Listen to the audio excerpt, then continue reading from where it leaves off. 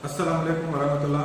कैसे हैं आप सब लोग। आज के इस वीडियो के ज़रिए मैं आपके साथ अपना एक्सपीरियंस शेयर करूंगा कि लेक्चरशिप की कमीशन की तैयारी कैसे की जाए। काफ़ी स्टूडेंट मुझसे पूछते हैं कि सर लेक्चरशिप की कमीशन की तैयारी में क्या हम पढ़ें, कहाँ से पढ़ें और इंटरव्यू में क्या पूछा जाएगा। तो ये सारे सवाल और इससे मज़ीद और भी रिलेटेड बातें जो भी हैं वो आपके साथ मैं आज शेयर करूँगा।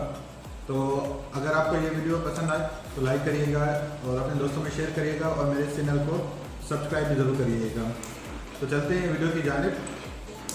तो सिंध पब्लिक स्कूल कमीशन में लेक्चरशिप की तैयारी के लिए दो इसकी इम्पॉर्टेंट बातें होती हैं। एक होता है रिटन टेस्ट और दूसरा होता है इंटरव्यू। रिटन टेस्ट में जो चीज़ें आती हैं वो सब्जेक्ट पूछा जाता है, आपने जिस फील्ड में आपने अप्लाई किया है, जो भी आपका सब्जेक्ट है उसमें उसका जो एक क्वेश्चन होता है तकरीबन 60 to 70% उसी में से ही सवाल होते हैं। बाकी 30 to 40% जो होते हैं वो general knowledge, general science and इस्लामियात होते हैं। ठीक है। इसके बाद इंटरव्यू में भी आपने सब्जेक्ट पढ़ना है। सब्जेक्ट के बाद इस्लामियात में से भी सवाल पूछे जाते हैं, जनरल साइंस से भी पूछे जाते हैं, जनरल नॉलेज से भी पूछे जाते हैं और कंटेम्प्रेरी अफेयर्स से भी। तो सबसे पहले हम बात करते हैं रिटन टेस्ट की कि रिटन टेस्ट में आपने तैयारी किस तरह से करनी है। अच्छा, रिटन टेस्ट के लिए मुझसे पूछते हैं कि सर काफ़ी स्टूडेंट मुझसे पूछा है कि सर ये तैयारी कैसे हम करें, कहाँ से हम पढ़ें और क्या पढ़ें हम।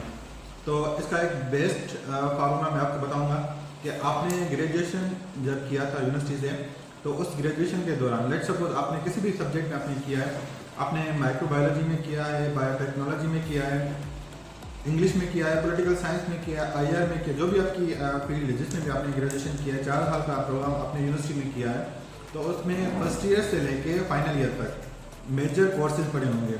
फर्स्ट ईयर में कुछ डिपार्टमेंट में एक मेजर होता है, कुछ में 2 होते हैं एक सेमेस्टर के अंदर।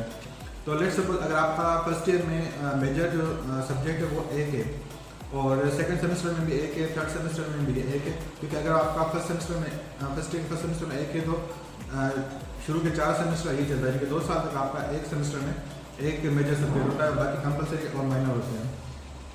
तो हम यहाँ पे बात करेंगे कि आपने सब्जेक्ट की जो लेक्चरशिप की तैयारी करनी है तो उसमें आपने मेजर सब्जेक्ट्स को ज़्यादा फोकस करना है। तो मिसाल अगर आपने फर्स्ट ईयर में एक मेजर फर्स्ट सेमेस्टर में पढ़ा है, दूसरे सेमेस्टर में एक, इस तरह से आपने 2 साल में 4 आपके मेजर हो गए। अगर आपके एक सेमेस्टर में 2 हैं तो 4 सेमेस्टर में आपके 8 हो जाएंगे। ठीक, इट्स डिपेंड अपॉन कि किसी डिपार्टमेंट में एक मेजर होता है, किसी में 2। तो अगर आपके 4 हैं यानी कि एक सेमेस्टर में एक है तो 2 साल में वो हो जाएंगे 4। बाकी थर्ड ईयर में और फोर्थ ईयर में, तो उन थर्ड ईयर फोर्थ ईयर में एक सेमेस्टर में 4 से 5 सब्जेक्ट होते हैं मेजर के। तो अगर 2 सेमेस्टर की बात करें तो 10 यानी कि 10 थर्ड ईयर में और 10 फाइनल ईयर में, तो ये होंगे टोटल 20 प्लस में 4 या 8 जो है वो फर्स्ट ईयर और सेकेंड ईयर में हो जाएंगे। अगर आपका एक सेमेस्टर में एक है तो 4 होंगे 2 सालों में, और अगर 2 हैं तो फिर 8 होंगे, यानी कि 24 से 28 आपके मेजर कोर्सेज होंगे जो आपने ग्रेजुएशन में पढ़े हैं। ठीक, कितने हो गए? 24 से 28। अब आपने क्या करना है कि सबसे पहले फर्स्ट ईयर से लेकर फाइनल तक जितने आपने सब्जेक्ट पढ़े हैं, मेजर कोर्सेज जो आपने पढ़े उनकी आपने लिस्ट बनानी है कि ये सारे फर्स्ट ईयर से लेकर फाइनल तक आपने पढ़े हैं। ठीक, अब इसके बाद नेक्स्ट जो आपका स्टेप होगा वो होगा उन सारे कोर्सेज की आपने आउटलाइंस निकालनी है।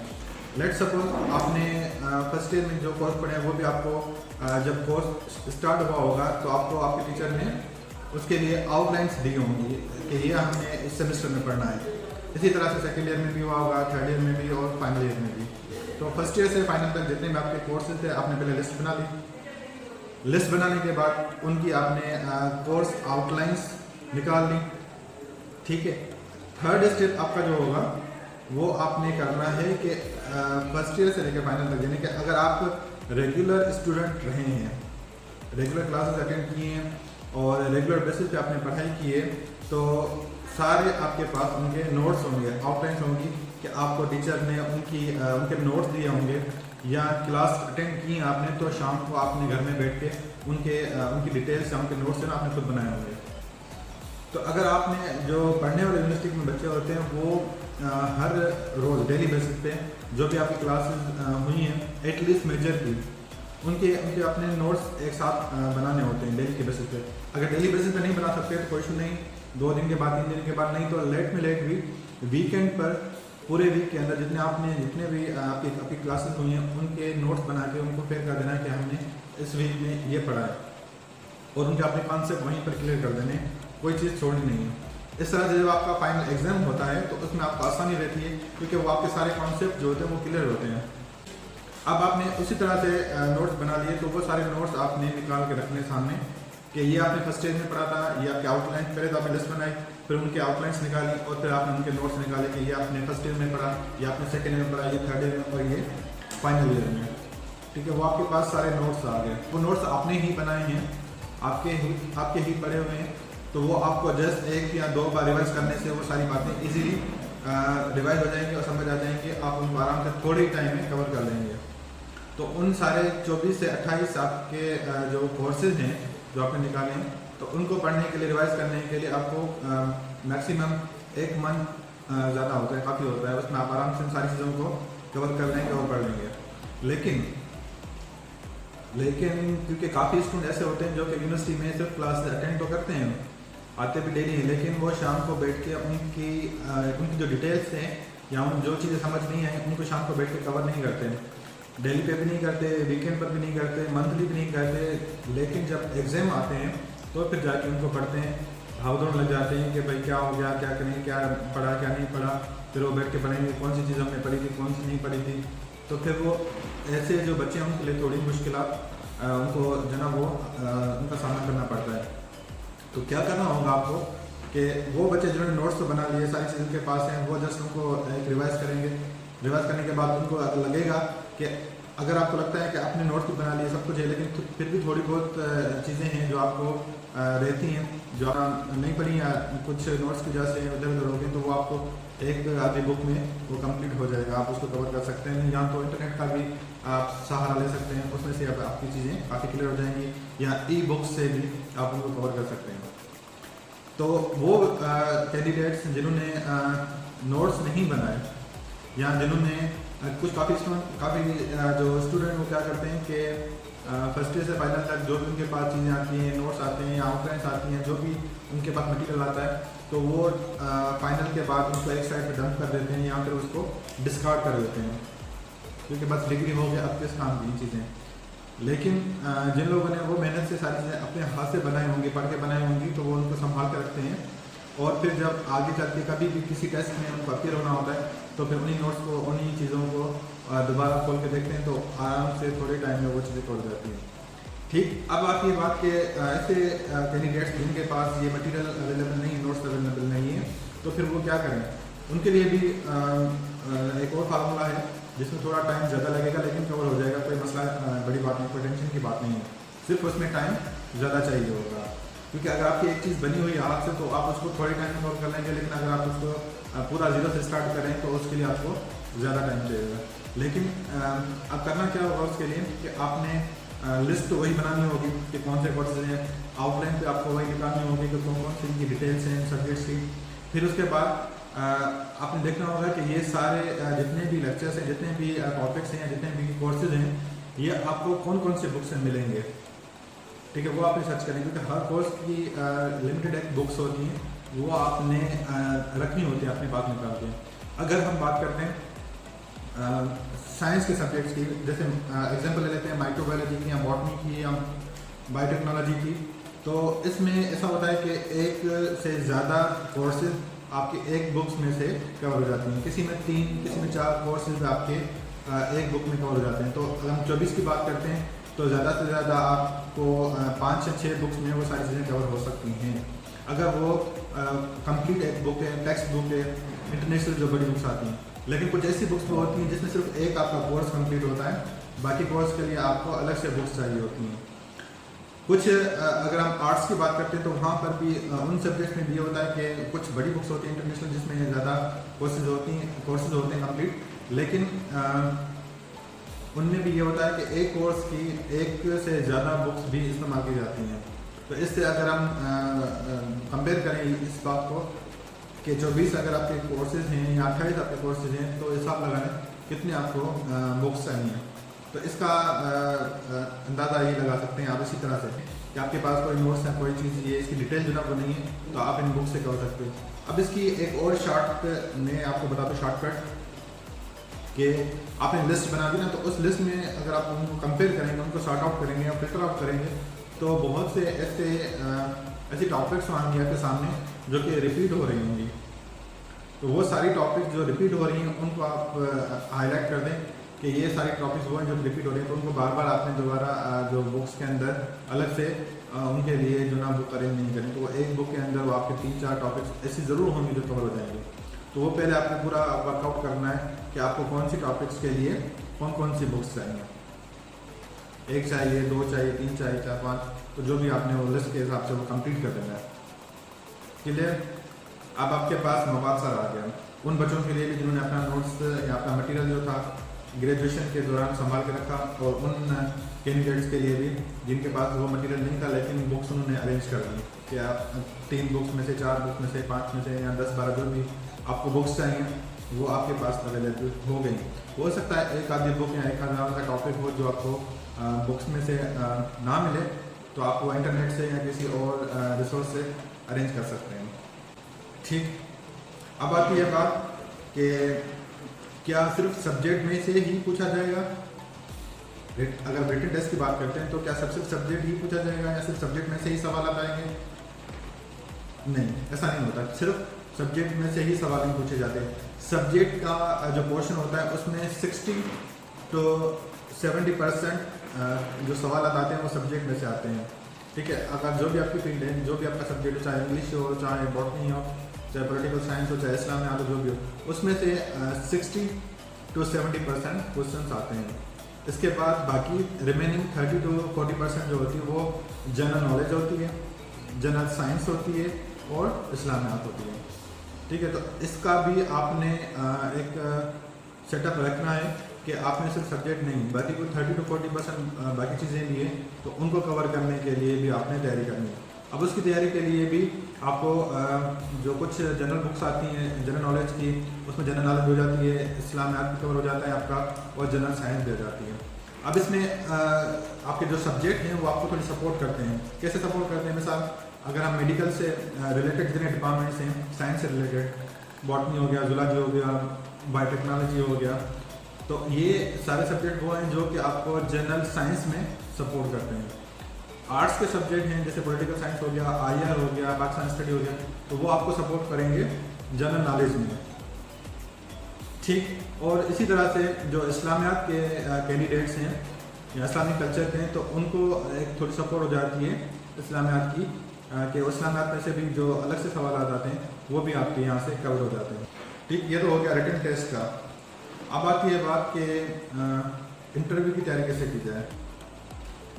अब आती है बात इंटरव्यू की। इंटरव्यू में अगर हम पैनल की बात करते हैं तो तकरीबन वेरिएबल है, कहीं पर उनका जो कोरम होता है वो 5 मेंबर का होता है, कहीं पे 6 का होता है, कहीं 7 का होता है। लेकिन जो बेसिक उसका जो स्ट्रक्चर होता है उसमें सब्जेक्ट स्पेशलिस्ट 1 या 2 होते हैं। जो आपका सब्जेक्ट है उसमें से आपको ये दिमाग बैठना होगा 1 या 2 ऐसे वहाँ पे मेंबर होंगे जो सिर्फ आपकी जो नॉलेज होगी सब्जेक्ट की उस पर फोकस करेंगे। बाकी 2 या 3 या 4 और मेंबर होंगे जो आपसे जनरल नॉलेज भी पूछ सकते हैं, जनरल साइंस भी पूछ सकते हैं, इस्लामिक स्टडीज़ के बारे में पूछ सकते हैं और कंटेम्प्रेरी अफेयर्स के बारे में पूछ सकते हैं। तो आपने ये बात ध्यान रखनी है कि रिटन टेस्ट की जब आपने तैयारी की तो सब्जेक्ट तो आपने पढ़ा ही पढ़ा, जनरल साइंस भी पढ़ी, जनरल नॉलेज भी पढ़ी और इस्लामिक भी स्टडी की। तो ये करने के बाद एक और इम्पॉर्टेंट चीज़ है, जब आप इंटरव्यू के लिए जाएंगे तो उसमें इन चीज़ों से हट के एक और चीज़ होती है हर सब्जेक्ट के लिए, वो है कंटेम्प्रेरी अफेयर्स, कंटेम्प्रेरी इश्यूज़। जो भी आपकी फील्ड है उसमें कंटेम्प्रेरी जो चीज़ें हो रही होती हैं, करंटली उनके अंदर क्या डेवलपमेंट हो रही है, करंट जो इश्यूज़ जो ना क्या डिस्कस हो रहे होते हैं, उनके बारे में भी आपने ज़रूर पढ़ कर जाना है, समझ के जाना है, कहीं ना कहीं से उनकी इन्फॉर्मेशन जो है वो लेकर जानी है। हो सकता है वो आपको बुक्स के अंदर नहीं मिले क्योंकि बुक्स की पब्लिकेशन पुरानी होती है, तो आपको इंटरनेट का भी उसके लिए सहारा लेना पड़ेगा या लेटेस्ट उसकी जो अपडेट्स हैं वो पढ़ कर जाना होंगी। इंटरव्यू में खास तौर पर रिटर्न में भी पढ़ कर जाएँ तो अच्छी बात है, नहीं तो इंटरव्यू में भी उनकी जो उसकी तैयारी ज़रूर करके जाएँ कि कंटेम्प्रेरी अफेयर्स में क्या चीज़ें आ रही हैं उस पर्टिकुलर सब्जेक्ट की। ठीक। अब इसके बाद एक और चीज़ है, क्योंकि आप लेक्चरशिप की कमीशन की तैयारी कर रहे थे, तो अब इसके लिए आपने रिटन टेस्ट भी हो गया, आपका इंटरव्यू भी हो गया। इंटरव्यू में एक और इम्पॉर्टेंट बात आखिर में जो बहुत ज़रूरी है कि आपने तैयारी करके जानी है, 5 मिनट का एक छोटा सा लेक्चर बना के जाना है। ठीक, 5 मिनट की छोटी सी प्रेजेंटेशन बना के जानी है, लेकिन वो एक टॉपिक ही नहीं, कम से कम 5 से 10 ऐसे टॉपिक्स अपने दिमाग में बना के जाएं कि अगर आपको कहा जाए उनमें से ही जो आपने बनाए हैं दिमाग में, बाय लक ये हो सकता है कि 5 या 10 जो आपने पढ़े हैं या जो तैयारी की है उसमें से भी आपको कोई कहा जाता है कि फलां टॉपिक पे आप प्रेजेंटेशन दें एज ए डेमो, तो वहाँ पे बोर्ड भी होगा, 1-2 आपको मार्कर भी दिए जाएंगे। आप मल्टीपल कलर जो ना, मे भी कभी ऐसा होता है कि 2 मार्कर देते हैं, कभी 3 देते हैं, कभी कभार तो 1 भी मार्कर आपको दिया जाता है। तो आपने उस बोर्ड पे 5 मिनट के अंदर अपनी प्रेजेंटेशन देनी है या डेमो देना है कि कैसे आप उस टॉपिक को क्लियर कर रहे हैं, स्टेप बाय स्टेप, या जो उनकी जो सीक्वेंस है आपके लेक्चर की वो क्या है। ठीक है, तो वो आपने ज़रूर प्रिपरेशन करें, क्योंकि आपने लेक्चरशिप की तैयारी की है, लेक्चरशिप का आप इंटरव्यू दे रहे हैं, तो वो आपसे पूछा जा सकता है। कभी कभार ऐसा भी कहा जाता है कि आपको जो भी टॉपिक अच्छे से याद है या आप किसी भी टॉपिक पर प्रेजेंटेशन देना चाहें, दे दें एक 5 मिनट की डेमो के लिए, तो वो आपको फिर भी आपके लिए रखे कि आप पे एक छोड़ दिया जाए, आप किसी भी टॉपिक पे वो प्रेजेंटेशन दे दें। ठीक है, तो ये आपके लिए एक बेनिफिशियल पॉइंट हो जाएगा कि आपको एक ऑप्शन मिल गया कि आपकी तैयार करदा जो है डेमो या प्रेजेंटेशन उसी पे आपको देने के लिए कहा गया है प्रेजेंटेशन। लेकिन अगर आपको कहा जाए कि स्पेसिफिकली उस टॉपिक पे उनकी तरफ से कोई टॉपिक आपको दिया जाता है कि इस टॉपिक पर प्रेजेंटेशन दे, और आपने उसकी तैयारी नहीं की, लेकिन आपको पता है कि ये टॉपिक मुझे आता है, मैंने पढ़ा हुआ है, लेकिन प्रेजेंटेशन की तैयारी नहीं की, तो कोई मसला नहीं है, आप उसकी बेसिक पे चले जाएँ। आप बेसिक से शुरू करें, क्योंकि जब बेसिक से ही निकलेंगे तो 5 मिनट पूरे हो जाएंगे। तो 5 मिनट की उस प्रेजेंटेशन, ऐसा नहीं मना नहीं करना कि आपको नहीं आ रहा, क्योंकि अगर आपको आ रहा है वो टॉपिक आपने पढ़ा हुआ है, तो आपने 5 मिनट की डेमो आराम से उस चीज़ को कवर कर सकते हैं। उसको शुरू करने से पहले सबसे पहले आपने पूरा टॉपिक लिखना है, टॉपिक लिखने के बाद अंडरलाइन करके और फिर आपने उसको एक्सप्लेन करना है। ठीक है, तो हो सकता है तो 1 मिनट के बाद, 2 मिनट के बाद या 3 मिनट के बाद आपको कहें कि आ जाएँ वापस अपनी सीट पे बैठ जाएँ, ठीक है, जस्ट उन्होंने ऑब्जर्व करना है। लेकिन अगर आपको नहीं कहते बैठने के लिए, तो आप उसकी और भी डिटेल जो है वो लिख के फिर उसके एक्सप्लेनेशन जो ना बढ़ाते जाएँ। ठीक है, इससे फिर आपका जो इम्प्रेशन होता है प्रेजेंटेशन का वो अच्छा पड़ेगा, और सामने वाला समझ जाएगा कि आपको उस टॉपिक पे गिरफ्त भी है, और आपको पता है कि प्रेजेंटेशन या जो लेक्चरशिप की जो आप जो इंटरव्यू देने आए हैं उसके लिए आप प्रिपेयर हैं या नहीं है। ठीक है, तो मेरे ख्याल से ये सारी वो चीज़ें थी मैंने आपको जो बताई, रिटन टेस्ट में भी, इंटरव्यू में क्या क्या आपने तैयारी करनी है। हो सकता है ये मेरी ऑब्जर्वेशन है कि मैंने इस तरह से तैयारी की है, और मुझे ये लगता है कि इस तरह से तैयारी करने के बाद इंशाल्लाह आप में से कोई भी कैंडिडेट की तैयारी करेगा तो कामयाब हो जाए। और इस वीडियो के ज़रिए मैं उन स्टूडेंट्स को, उन कैंडिडेट्स को जो मुझ तक नहीं पहुँच सके, तो इस वीडियो से वो फ़ायदा ले सकते हैं, और हो सकता है उनको ये वीडियो काम आए। मे भी किसी और का जो तैयारी करने का तरीका अलग भी हो, लेकिन ये मेरे हिसाब से, मेरे तरीके के मुताबिक बेहतरीन एक वे है अपना लेक्चरशिप की कमीशन की तैयारी के लिए। और इसके अलावा आप अगर चाह रहे हैं किसी और टॉपिक पे मैं आपके लिए वीडियो बनाऊँ, किसी और फील्ड पे, यानी कि इससे रिलेटेड, तो आप मेरी इस वीडियो पे ज़रूर कमेंट करके बताइएगा। और मेरी ईमेल भी डिस्क्रिप्शन में है, आप उस पर ईमेल भी कर सकते हैं, दे हमें अपना टॉपिक भी डिस्कस करें तो वो भी हम इंशाल्लाह कर सकेंगे। तो अपनी राय से हमें ज़रूर आगाह करिएगा, हमारे इस चैनल को ज़रूर सब्सक्राइब करिएगा, लाइक करिएगा और शेयर करिएगा। नेक्स्ट वीडियो बहुत जल्द आपके लिए बनाएंगे, लेकिन तब बनाएंगे जब आप हमें जो बताइएगा कि नेक्स्ट जो आपके लिए हम